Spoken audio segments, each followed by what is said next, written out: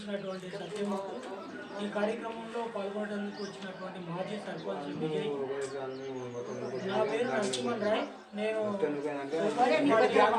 జిల్లా అధ్యక్షుడిని. అయితే మీరు చెప్పేటువంటి వాదనలన్నీ నేను పూర్తిగా విన్న తర్వాత నాకు అర్థమైనటువంటి విషయం ఏంటంటే, భూముల పంపిణీ అనేటువంటిది 72లో సర్వే చేసి 79లో పట్టాలు ఇవ్వడం అనేటువంటి జరిగింది అని చెప్పేసి నేను అబ్జర్వ్ చేశాను. 72 పీరియడ్లో అప్పుడు ఉన్నటువంటి ప్రభుత్వము 72 నుంచి 75 వరకు కూడా ఇందిరాగాంధీ పీరియడ్ ఉన్న ఆమె ఎమర్జెన్సీ ఉంది. అప్పుడు ఎలాంటి అధికారాలు అనేటువంటివి ప్రభుత్వాలకి లేవు. భూ పంపిణీ కానీ, భూములు సర్వే చేయడం కానీ, అధికారులు రావడం కానీ అనేటువంటిది నిర్బంధంగా ఉండేటువంటి పరిపాలన అప్పుడు 72, 75 వరకు కూడా అప్పుడు జరిగింది. అయితే 71లో అప్పుడు ఉన్నప్పుడు ఆమె సర్వేకి పంపించిన సర్వే అనేటువంటి జరిగింది, కానీ మీకు పట్టాలు అనేటువంటి రాలేదు. ఎప్పుడు పట్టాలు ఇచ్చిందంటే 79లో మీకు పట్టాలు అనేటువంటి ఇచ్చారు. 75 తర్వాత ఏం జరిగిందంటే, ఎమర్జెన్సీ పీరియడ్లో ఆమె చేసినటువంటి ఈ ఎమర్జెన్సీకి వ్యతిరేకంగా ఆమె నియంతృత్వ పరిపాలనను దేశం మొత్తం కూడా వ్యతిరేకించడం ఫలితంగా జనతా పార్టీ అనేటువంటి అధికారం రావడం జరిగింది. 77లో అధికారంలోకి వచ్చిన తర్వాత ఏం జరిగింది, మీకు సర్వే చేసి భూ పంపిణీ అనేటువంటిది ఇంతకుముందే అది నిర్ధారణ అయ్యింది కాబట్టి ఆ జనతా ప్రభుత్వం లోపల మీకు 79లో పట్టాలు అనేటువంటి ఇష్యూ చేశారు. అయితే మీరు లోకయుక్తకు ఏమని కంప్లైంట్ చేసిండ్రు అని అంటే, 81, 82లో భూమి పంపిణీ జరిగినట్టు మీరు ఇలా కంప్లైంట్ ఉంది. మీ పట్టా బుక్కుల్లో 79 అనేది ఉంది. 79లో పట్టా బుక్ ఇస్తే మీరు 81, 82లో భూ పంపిణీ చేసిండ్రు అని అంటే ప్రభుత్వాలు 2 ప్రభుత్వాలు అయితే 80లో మళ్ళీ కాంగ్రెస్ ప్రభుత్వం అధికారంలోకి వచ్చింది, ఇందిరాగాంధీ ప్రైమ్ మినిస్టర్ అయింది. 79లో మీకు పట్టా వచ్చినట్టు ఉంది. అప్పుడు మొరార్జీ దేశాయ్ ప్రధానిగా ఉన్నాడు, ఆయన గవర్నమెంట్ లోపల మీకు పట్టాలు ఇష్యూ చేసినట్టు ఉంది. కాబట్టి ఇక్కడ క్లియర్ ఏంటంటే, నాకు తెలిసి ఈ భూ పంపిణీ అనేటువంటిది జనతా ప్రభుత్వం లోపల జరిగింది, మీకు పట్టాలు అనేటువంటివి వచ్చినాయి. తర్వాత కాంగ్రెస్ అధికారంలోకి వచ్చిన తర్వాత ఈ మీకు వచ్చిన ఆర్డర్ కాపీలను ఆ పట్టాలను ఏం చేసినట్టు పాస్ పుస్తకాలను ఇవ్వడం అనేటువంటి జరిగింది. పాసు పుస్తకాల్లో మీరు అక్కడ మోకంలో ఎంత పొలం అయితే చేసుకుంటున్నారో మీకు ప్రభుత్వం నుంచి ఆర్డర్ కాపీ ఎంత భూమి అనేటువంటిది వచ్చిందో ఒకరికి ఆ భూమి ప్రకారం మీకు పట్టా అనేటువంటిది అయ్యింది. పట్టా అయింది, ఆ భూమికి యజమానులు మీరే. అట్లా మీ ఊరు గ్రామం నుంచి మరి సత్యమ్మ 46 రైతు కుటుంబాలకి మాకు భూ పంపిణీ జరిగింది. దాదాపుగా 60-70 ఎకరాలు మరి బయలు భూమి, వ్యవసాయానికి అనుకూలంగా ఉండేటువంటి భూమిని పంపిణీ చేయడం అనేటువంటి జరిగింది, మేము చేసుకుంటున్నాం అయితే అని చెప్పడం జరిగింది. అయితే ఏం జరిగింది, మీకు గ్రామ పంచాయతీలు విభజన అనేటువంటి జరిగింది. 2019లో గ్రామ పంచాయతీలు విడిపోయిన తర్వాత రంగవరం అనేటువంటి గ్రామ పంచాయతీ ఏర్పడినాక అక్కడ సపరేటు భూములకు సంపాదించినటువంటి రికార్డులు ఉంటాయి, మీ గ్రామ పంచాయతీకి ప్రత్యేకంగా భూ రికార్డులు అనేటువంటివి ఉంటాయి. కానీ మీ 2 గ్రామ పంచాయతీలకు ఒకటే విఆర్ఓ ఉన్నాడు. ఆ విఆర్ఓ ఒక్కరు ఉండడం వల్ల ఏం జరిగిందంటే, మీ భూ రికార్డులు మీ ఊరికి సంబంధించినటువంటి దాంట్లో కొంత భూమి ఉంది, తర్వాత ఆ గంగవరానికి సంబంధించినటువంటి భూములు కొంత ఉన్నాయి. అయితే ఇప్పుడు ఇవన్నీ కూడా మీ ఊరి గ్రామానికి సంబంధించినటువంటి భూములుగానే మీరు ఇక్కడ చూపిస్తున్నారు. ఈ భూములు కూడా మీ ఊరు రిజిస్టర్ అయినటువంటి రికార్డుల లోపలే ఉంటుంది. అంటే విఆర్ఓ ఏం చేసిండు, వాళ్ళను మీ ఊర్లో ఉన్నటువంటి భూములను వాళ్ళకు ఏం చేసినంటే గ్రామ పంచాయతీ ఏర్పడిన తర్వాత వాళ్ళు మళ్ళీ భూ పంపిణీ కూడా జరిగింది. ఎప్పుడు జరిగింది, వైఎస్ఆర్ పీరియడ్లో జరిగింది, కానీ మీ భూములలో ఎవరు రాలేదు. వైఎస్ఆర్ పీరియడ్లో దాదాపుగా 17-18 సార్లు భూ పంపిణీ జరిగింది. ఆ భూ పంపిణీలో మీ భూములు పోలేదు, మీ భూములు మీకే ఉన్నాయి. ఈ 2019లో ఏం జరిగింది, 2014లో మనకు తెలంగాణ అనేటువంటి ఏర్పడిన తర్వాత టీఆర్ఎస్ కేసీఆర్ అధికారంలో ఉన్నప్పుడు ఈ ప్రాంతం లోపల కొంతమంది అధికారులు కొంతమంది ఎమ్మెల్యేలు అక్రమాలకు పాల్పడడం వల్ల ఏం జరిగింది అంటే అక్కడ ఉండేటువంటి బీఆర్ఓ లంచాలకు ఆశపడి మీరు చేసుకునేటువంటి పొలాలను వాళ్ళకు రాసేయడం అనేటువంటి జరిగింది. వాళ్ళకు ఎలాంటి భూ పంపిణీ అనేటువంటి జరగలేదు. 2019లో కానీ 2014లో కానీ భూ పంపిణీ అనేటువంటిది జరగలేదు. 2014 తర్వాత భూ పంపిణీ అనేటువంటిది లేదు. బుక్కులు అనేటువంటి ఎవరు ఇష్యూ చేయాలి, భూ పంపిణీ జరగలేదు. అయితే వాళ్ళు అంతకుముందు మోకాలను చేసుకునేటువంటి టైంలో 2019లో ఇంకొక విషయం ఏం జరిగిందంటే పాత బుక్కులను ఎవరి పేరు మీద భూములు ఉండవో ఆ ఎవరి పేరు మీద భూములు ఉంటే ఆ పాత బుక్కులను తెచ్చిస్తే కొత్త బుక్కులు మీకు మళ్ళీ అదే పేరు మీద అదే భూములను మీకు ఇస్తామని చెప్పేసి తెలంగాణ పేరు మీద బుక్కులు ఇస్తామని చెప్పేసి తెలంగాణలో ఏర్పడినటువంటి కేసీఆర్ ప్రభుత్వము భూములను సర్వే చేయకుండా విచ్చలవిడిగా పాత బుక్కులనే అన్ని బుక్కులను ఏం చేస్తారంటే మళ్ళీ కొత్త బుక్కులను ఇవ్వడం అనేటువంటి జరిగింది. దాంట్లో అక్రమంగా ఉన్నటువంటి బుక్కులకు కూడా కొంతమంది కొత్త బుక్కులు తెచ్చుకోయారు, సొంతంగా ఉన్నటువంటి యాజమాన్యులు కూడా కొంతమంది బుక్కులు తెచ్చుకోయారు. అప్పుడు ఏం జరిగిందంటే అక్కడ ఉన్నటువంటి భూముల మీద కట్టేసినటువంటి ఆ రంగవరం గ్రామస్తులు ఎవరైతే ఉన్నారో వాళ్ళు ఆ చుట్టుముట్టు మీ భూముల చుట్టుముట్టు ఉన్నటువంటి గ్రామస్తులు మీ భూములను రాపించుకోవడం అనేటువంటిది జరిగింది. అప్పుడు వాళ్ళ భూమిలో వాళ్ళ పట్టాల లోపల రాపించుకొని వాళ్ళు కొత్త పాస్ బుక్కులు తీసుకోవాలి. 29 తర్వాత వాళ్ళకు బుక్కులు అనేటువంటివి ఇష్యూ అయ్యి ఉంటాయి. అప్పుడు కొత్త పాస్ బుక్కులు వచ్చినాయి. అంటే అప్పుడు ఈ బుక్కులు లేవు. ఆంధ్రప్రదేశ్ ప్రభుత్వం చేత ఉన్నటువంటి బుక్కులు లేవు. తెలంగాణ ప్రభుత్వం చేత ఏర్పడినటువంటి కడియం పాస్బుక్ అనేటువంటివి కొత్త బుక్కులు ఇచ్చింది. ఆ బుక్కుల వల్ల ఏమైందనంటే అప్పుడు తెలంగాణ గవర్నమెంట్ తెచ్చినటువంటి భూ పంపిణీకి సంబంధించినటువంటి అప్పుడు ఒక యాప్ తెచ్చింది. ఇవి తెలంగాణ గవర్నమెంట్ ఇష్యూ చేసినటువంటి పాస్బుక్. భూభారతి అని చెప్పేసి అప్పుడు ఉండేటువంటి యాప్ ఏంటి సార్? ఏ యాప్ ప్రకారం అప్పుడు తెలంగాణ గవర్నమెంట్ ఒక యాప్ ప్రకారం భూభారతి అప్పుడు భూమి ఏది అయితే ఈ పాస్బుక్లు అంతా కూడా ఆన్లైన్లో చేయాలి అని చెప్పేసి ఆన్లైన్లో భూమిని తర్వాత దాన్ని మొత్తం బాటికేసి మొత్తం హద్దులను మొత్తం ఆన్లైన్ లోపల రిజిస్ట్రేషన్ చేయడం కోసము ధరణి అనేటువంటి ఒక కొత్త పోర్టల్ని తీసుకురావడం జరిగింది. ఆ ధరణి పోర్టల్లో ఆన్లైన్ చేసి ఈ పాస్బుక్లు అనేటువంటి ఇష్యూ చేయడం జరిగింది. ఈ పాస్బుక్లు ఇష్యూ చేసి అక్కడ ఉండేటువంటి ధరణి పోర్టల్ ద్వారా ఏం జరిగిందని అంటే కొత్తగా అప్పుడు భూములు పాస్బుక్లు లేని పొలాలు ఎక్కడైతే మిగులు భూములు ఉండవో గవర్నమెంట్ భూములు ఎవరైతే ఉంటావో బంజరు భూములు ఎవరైతే ఉంటావో అటవీ భూములు ఎవరైతే ఉంటావో ఆ భూముల మీద అక్కడ ఉండేటువంటి ధరణి పోర్టల్లో రిజిస్టర్ చేసి ఆన్లైన్లో రిజిస్టర్ చేసుకొని ఇలాంటి బుక్ తీసుకోవాలి.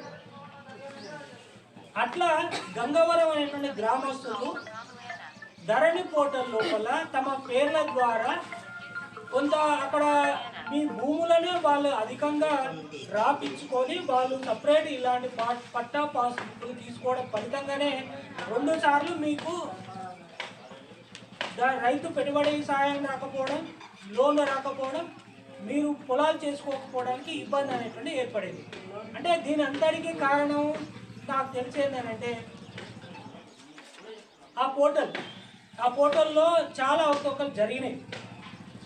అక్కడ ఉండేటువంటి ధరణి పోర్టల్ ఏదైతే ఉంటుందో ఆ పోర్టల్లో జరిగినటువంటి అవకతవకలు వెలికి తీయడం కోసం చాలామంది కబ్జాలు చేసి చాలామంది కూడా పొలాలు అనేటువంటి వేరే వాళ్ళ పొలాలు రాపించుకోవడం, అక్కడ కూడా తెలియక అధికారులు ఆన్లైన్ లోపల ఒకరి పొలాలు ఒకరి పేరు మీద రాయడం, పొలాలు ఎక్కువ ఉంటే తక్కువ రాయడం, తక్కువ ఉంటే ఎక్కువ రాయడం అనేటువంటి చాలా అవకతవకలు జరిగాయి. కాబట్టి ఆ పోర్టల్ను ప్రభుత్వము కాంగ్రెస్ ప్రభుత్వం అధికారులకు వచ్చిన తర్వాత రద్దు చేసి ఆన్లైన్లో ఉండేటువంటివి మళ్ళీ వెరిఫికేషన్ కోసం భూభారతి అనేటువంటి ఒక కొత్త యాప్ను తీసుకొచ్చి ఈ భూభారతి లోపలనే ఎవరికైతే అన్యాయం జరిగినటువంటి వాళ్ళందరూ కూడా మళ్ళీ అప్లై చేస్తే మీ భూమికి సంబంధించినటువంటి హక్కులు కానీ మీ భూమికి సంబంధించినటువంటి సమస్యలు ఏవైతే ఉంటుందో వాళ్ళని పరిష్కరిస్తామని చెప్పేసి కాంగ్రెస్ ప్రభుత్వం చెప్పడం అధికారంలోకి వచ్చిన తర్వాత మరి ఆ యాప్ను భూభారతి అని తీసుకురావడం అనేటువంటి జరిగింది. మరి మీరు నాకు తెలిసి భూభారతికి మీరు అప్లై చేయలేదు. మీ పొలాలు మీకు ఉన్నవి, ఆ పొలాల్లో మోకంలో వేరే ఉన్నారు, అద్దులు అనేటువంటి మాకు సరిగా లేవు అని చెప్పేసి ఎన్నడూ భూభారతికి సంబంధించి మీరు ఎలాంటి మీ గ్రామ పంచాయతీ నుంచి కంప్లైంట్స్ ఇవ్వలేదు. వాళ్ళు ఏం చేస్తున్నారు, మీరు తీసుకునేటువంటి అప్పీళ్ళని తీసుకొని ఆ అప్పీళ్ళను అప్లికేషన్స్ తీసుకున్న తర్వాత దాన్ని బట్టి గ్రామానికి సర్వేను పంపించి అద్దులు కేటాయించి మీ భూమిని మీకు ఇచ్చేటువంటి వెసులుబాటు అనేటువంటిది చేస్తారు. ఇప్పుడు ఉన్నటువంటి భూభారతి ద్వారా సాధ్యమవుతుంది. మీరు అక్కడ పోలేదు, గవర్నమెంట్ దగ్గరికి పోలేదు, మీకు జరిగేటువంటి ఫస్ట్ అన్యాయం, మీకు పోకపోవడం మీకు జరిగేటువంటి అన్యాయం. రెండోది ఏంది, ఇంతకుముందు ఈ గొడవ ఎప్పుడైంది, 2019 అయింది. గొడవ అయింది 2019లో మాకు అన్యాయం జరిగింది అని. అప్పుడు ఎందుకు అన్యాయం జరిగింది అని అంటే, మిమ్మల్ని ఎందుకు బలవంతంగా నెట్టేసింది అని అంటే, ఆ ధరణి పోర్టల్ లోపల ఆన్లైన్లో రిజిస్ట్రేషన్ చేసుకోవడానికి, మీ భూములను ఆక్రమించుకోవడానికి, పట్టాలు దొంగ పాస్బుక్లను తీసుకోవడానికి. ఎందుకంటే ఆ పాస్బుక్లు చెల్లవు, ఇవి కూడా చెల్లవు. ఈ బుక్ వచ్చిందంటే మీకు ఇచ్చినటువంటి పట్టా కానీ అప్పుడు ఉన్నటువంటి బుక్కులు అనేటువంటి చెల్లవు. కాబట్టి అట్లా అక్రమంగా దాదాపు మీ యొక్క భూములను వాళ్ళు ఆక్రమించుకోవడం అనేటువంటి జరిగింది. అది ఒక దొంగల ప్రభుత్వము, దొంగ అధికారులు, దొంగ ముఖ్యమంత్రి, దొంగ ఎమ్మెల్యే ఉన్నప్పుడు జరిగినటువంటి సంఘటనలు అవి. వాళ్ళు చేసినటువంటి మోసం, అది ప్రభుత్వం చేసినటువంటి మోసం.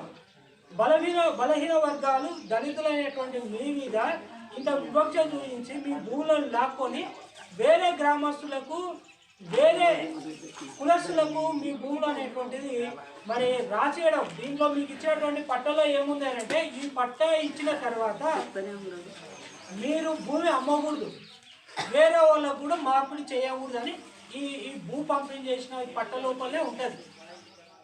మరి మీరు భూమిని మీరు అమ్మనప్పుడు వేరే వాళ్ళ మీద పట్ట గవర్నమెంట్ ఎందుకు చేస్తుంది? ఆ అధికారం గవర్నమెంట్కి ఎట్లా ఉంటుంది?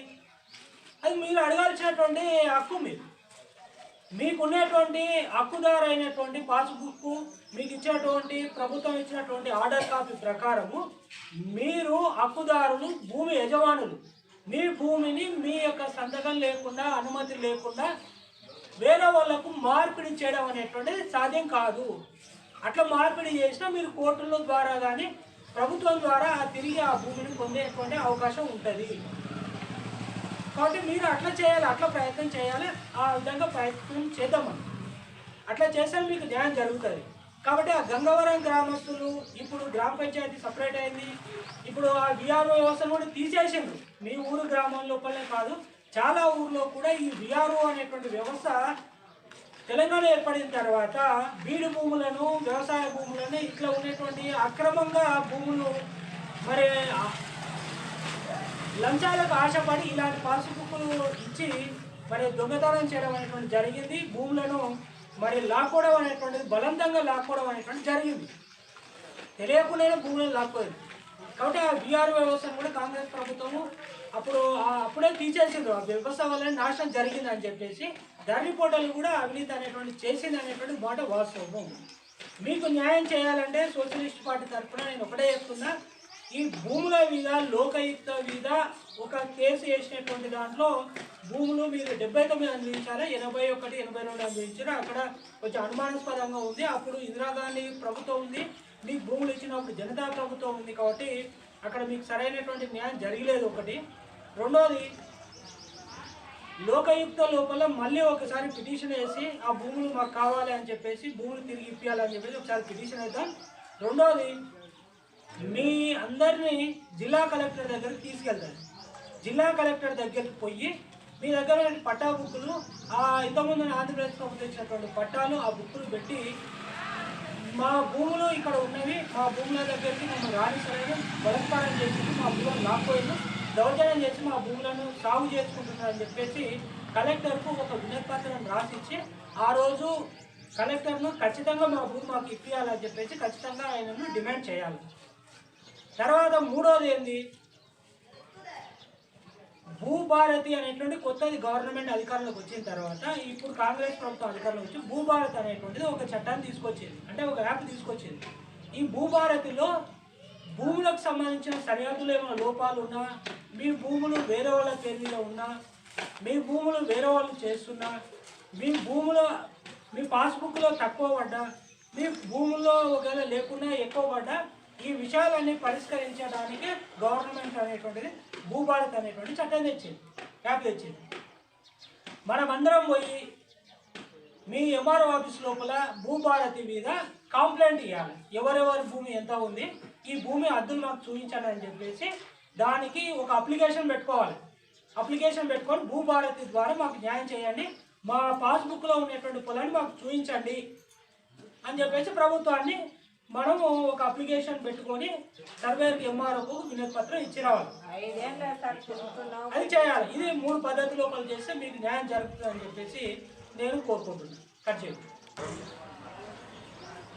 357 సర్వే నెంబర్ గురించి ఏదైతే మా పట్టాలు, మా భూమి మాకెంతైతే కేటాయించిన ఆ పొలం కాడికి మాకు కావాలని అందరికీ ఎరా టీవీ నుంచి వచ్చిన సార్ గారికి, సోషలిస్ట్ పార్టీ జిల్లా ప్రెసిడెంట్ సార్ గారికి అందరికీ ధన్యవాదాలు. నేను గోపల్లినే మాజీ సర్పంచ్ విజయ్ కుమార్. సార్ విషయం ఏంటంటే 357 సర్వే నెంబరు 1979, 89, 10 సంవత్సరాల కాల మధ్యలో గోపల్లినే, రంగవరం, పుల్గర్చెరు ఈ ముగ్గురి ఊళ్ళకి అప్పుడు 79, 89లో ఒకటే శివారు. ఆ శివార్లో ఆ గోపల్లిన శివారు 250